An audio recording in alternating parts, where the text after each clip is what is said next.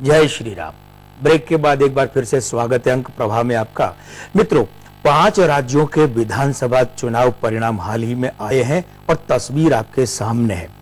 इन्हें लेकर हमने बहुत विस्तार से अपने अखबार अंक प्रभा में भविष्यवाणी की थी।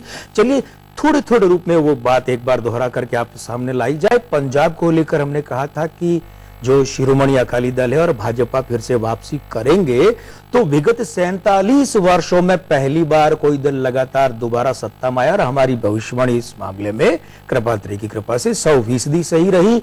हमने ये कहा था कि पंजाब में कांग्रेस को 44 से 46 सीटें मिलेंगी, 46 सीटें ही मिली है। भाजपा के लिए हमने कहा था 10 से 12 सीटें मिलेंगी, तो 12 सीटें मिली हैं। हमने ये भी कहा था कि बादल के बागी यानी अकाली दल के बागी बुरी तरह परास्त होंगे, तो मनप्रीत बादल की पार्टी बुरी तरह सफल हुई है। यहां तक कि मनप्रीत बादल खुद चुनाव हार गए। और साथ ही साथ हमने ये भी कहा था कि पंजाब प्रदेश भाजपा अध्यक्ष जो है वे चुनाव लड़ सकते हैं, तो अश्विनी शर्मा ने चुनाव भी लड़ा, जबकि पहले ऐसे कोई आसार और विचार नहीं थे।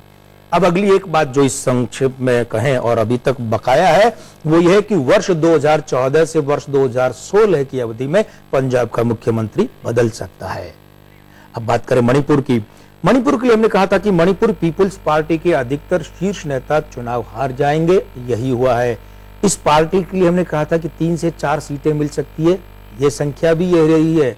और साथ ही साथ हमने ये भी कहा था कि ओकराम आइबोबी सिंह फिर से मुख्यमंत्री बनेंगे, ऐसा ही हुआ है। आइबोबी सिंह जो है वे मुख्यमंत्री पद की शपथ ले चुके हैं। गोवा की जहां तक बात है मित्रों, ये वो राज्य है जो कुख्यात है राजनीतिक अस्थिरता के लिए, लेकिन हमने कहा था कि इस बार कांग्रेस को सत्ता से वंचित रहना पड़ेगा, भाजपा को लाभ मिलेगा, ऐसा ही हुआ है। वहां पूर्ण बहुमत से भी ज्यादा के रूप में भाजपा और उसके साथी दल सत्ता में आए हैं। हमने ये कहा था कि महाराष्ट्रवादी गोमंतक पार्टी इस बार भाजपा के साथ आएगी और चुनाव से पहले ही ऐसा हो चुका था। दिगंबर कामत फिर से मुख्यमंत्री नहीं बनेंगे, मनोहर पर्रिकर फिर से मुख्यमंत्री बन सकते हैं, ये हमारी कही बात थी। और अब तो तस्वीर आपके सामने आ ही चुकी है कि पर्रिकर साहब मुख्यमंत्री पद की शपथ ले चुके हैं। उत्तर प्रदेश की बात की जाए, बहुत महत्वपूर्ण सूबा हिंदुस्तान की राजनीति में है।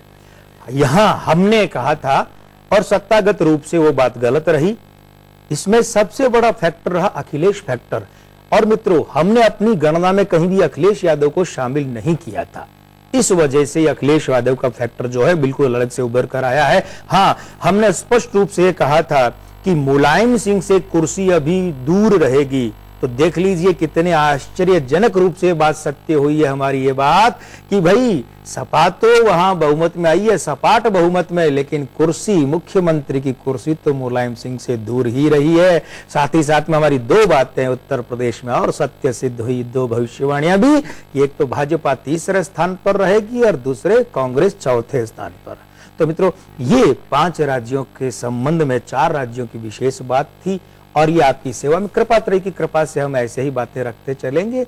आपका आशीर्वाद और कृपात्रय की कृपा चाहिए, ये सिलसिला बरकरार रहेगा। और मित्रों, अब बात करते हैं सप्ताह के सिकंदर की।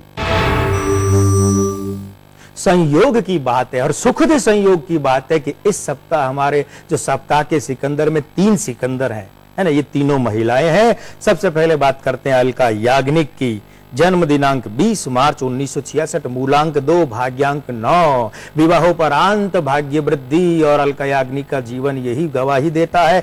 आयु अंक 2, 47वें वर्ष के कारण नामांक 2। ये जो 2 का अंक है ना, ये क्या कर रहा है, यहाँ इनके 3 रूप में मौजूद है, मूलांक में भी है, आयु अंक में और नामांक में। ये चलित वर्षांक 5 के साथ में गड़बड़ कर रहा है। विवाद से बचें, परिवार की ओर विशेष ध्यान दें। और तीसरी बात अलका जी के लिए कि भाई इस आयु अंक में, इस आयु वर्ष में इन्हें कोई खास सम्मान या पुरस्कार मिल सकता है। एक सुझाव देना चाहेंगे। अभी ये अपने याग्निक शब्द की अंग्रेजी वर्तनी लिखती है YAGNIK। हम ये कहना चाहेंगे इसे यूं लिखें YAAGNIK। इससे क्या होगा कि इनका नामांक 2 से 3 हो जाएगा और ये जो 3 है ना, ये इनके भाग्यांक 9 का परम मित्र है, बहुत बड़ी मदद करेगा इन्हें अपने क्षेत्र में। और अब बात करें दूसरे सिकंदर की, तो सावित्री जिंदल राजनीतिज्ञ भी है और जिंदल औद्योगिक घराने की मुखिया भी है। 20 मार्च 1950 का जन्म है, मूलांक 2, भाग्यांक 2, आयु अंक 9, 63वें वर्ष के कारण नामांक 6। तो पहली बात, स्वास्थ्य का खास ध्यान रखें, वो भी विशेषकर चोट या दुर्घटना संबंधी। दूसरी बात है कि प्रतिष्ठा वृद्धि संभव है। और हाँ, व्यापारिक दृष्टिकोण से बात करें तो भूमि, ऊर्जा और खनन से इन्हें विशेष लाभ संभव है। इन्हें भी हम एक सुझाव देना चाहेंगे।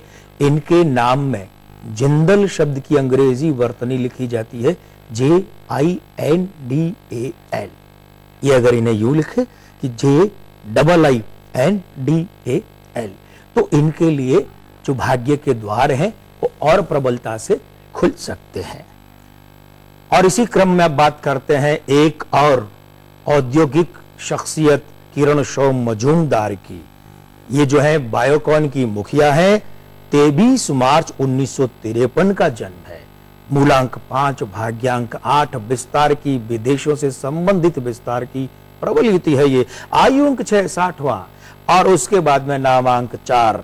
तो भाई विस्तार की योजना परवान चढ़ सकती है इस आयु वर्ष में, और वो भी खासकर विदेश संबंधी। अब वो विदेश में हो या विदेशी कंपनी से संबंधित हो, दोनों इसी के अंतर्गत आते हैं। आर्थिक पक्ष और मजबूत होगा, ये अच्छी बात है इनके लिए। हाँ, सावधानी क्या रखनी है, इस आयु वर्ष में स्वास्थ्य जो है वो अचानक झटका दे सकता है।